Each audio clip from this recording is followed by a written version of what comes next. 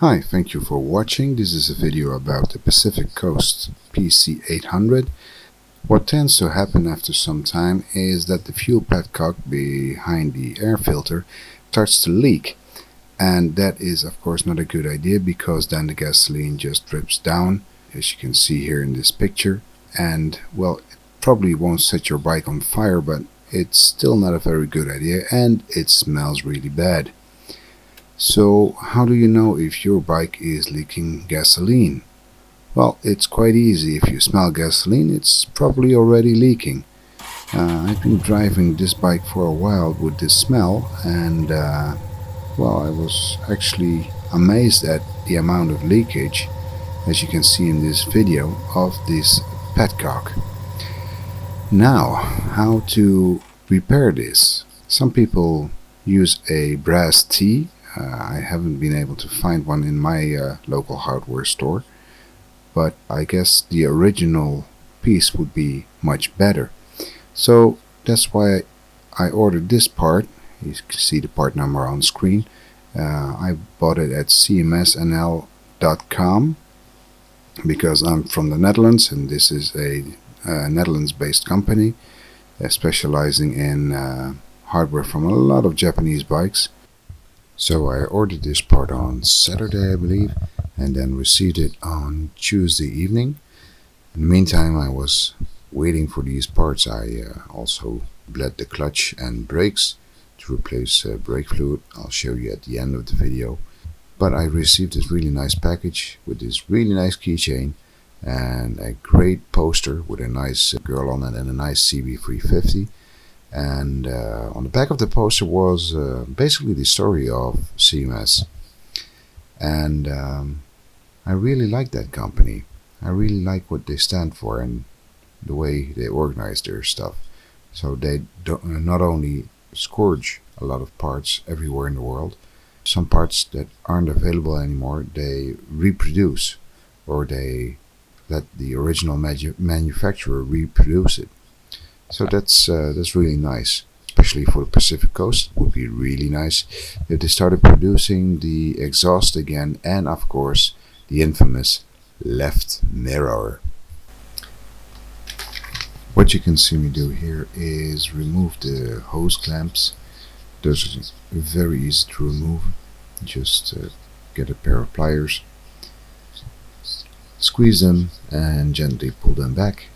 And then afterwards just get a flathead screwdriver like you see me doing here and pry the hoses off. They will have become quite stuck, but with a little convincing and of course not pushing too hard, because then you'll tear them and probably tear yourself open.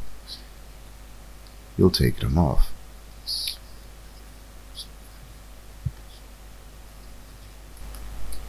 Now you will probably have some spilling of gasoline, not too much, because these are not pressurized fuel lines like with injection engines. Of course the gas pump isn't working, so there's no pressure at all, so there's hardly any gasoline coming out of the lines, so you don't have to worry about that. You saw me put a piece of paper beneath, and that's more than sufficient. Why not use the brass T instead of the much more expensive rebuild kit or whole new fuel petcock altogether? Well, using the brass T is of course a very cheap option, but that also eliminates the blocking of fuel when the engine is not running. Because in the event that you do have a running gasoline pump, then that would just keep pumping gasoline into the carbs, which of course would float and then start leaking. This petcock works on vacuum, so if the engine isn't cranking or running, there's no vacuum, and without the vacuum the petcock is sealed shut and no gas can go through it, even when the gas pump is running. So it's just a fail-safe to prevent gas from being pumped all over the bike, causing, well, maybe a disaster fire. So that's why you shouldn't use a brass tee. On the other hand, there's a lot of people out there who use the brass tee solution, and they never had any problem with it whatsoever, because the gasoline pump pumping while the engine is not running, well, that's really not something that happens. But still, Honda made it this way, and those clever Japanese engineers, they know what they're doing, so if it's broken, fix it. When I was inspecting these parts, I found that the edges of the membrane were pretty ragged and maybe started leaking there, but also on the cap you see me putting on right now, the top one, the original one, yeah, a kind of bushing, if you will, was pushed sideways in it. I don't see how that would affect the function, but still it's not like the new part. I'll show you still of that in a second. Thanks to the power of editing, you don't have to see how I kind of screwed up and reassembled it wrong. So you see me here just after reassembling it for the third time, before I had all the pipes facing the right directions. But now it's done and I can reinstall it, and that's just as easy as the deinstallation was.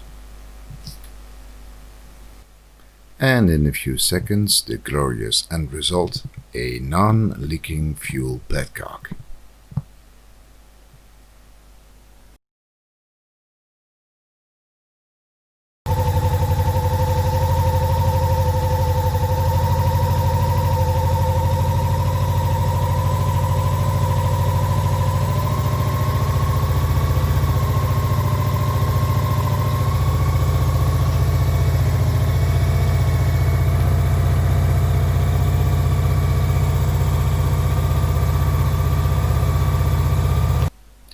Replacing the clutch and brake fluid was the second thing on my list, and as you can see by the residue in this reservoir, it's probably time to replace the hoses, probably next year or with the next fluid change, because the black stuff is most probably lining from the brake hoses, just rubber compound degrading and washing with the fluid.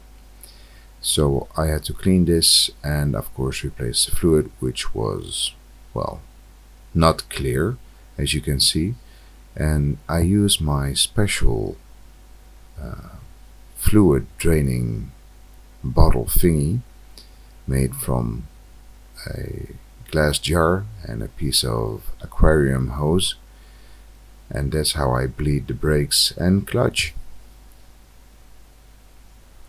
When you're gonna bleed your clutch or brake, you have to make sure there's always enough fluid in the reservoir. As soon as the fluid drops below the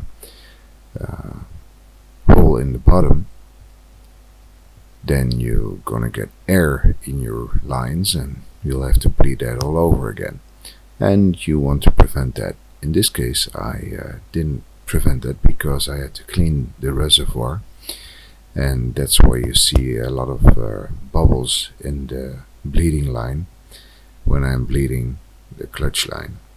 As you see here, it's empty. I drained it, I emptied it out with my professional cleaning tool.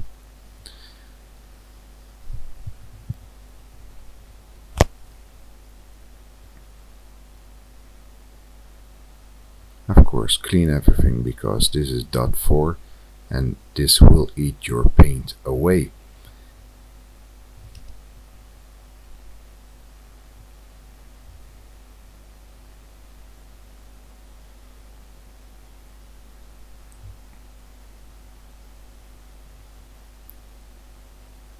And of course, whoever doesn't use duct tape isn't doing things right. Here I'm pulling the clutch lever and opening or shutting the valve with the spanner. And here you see the air that's in the line.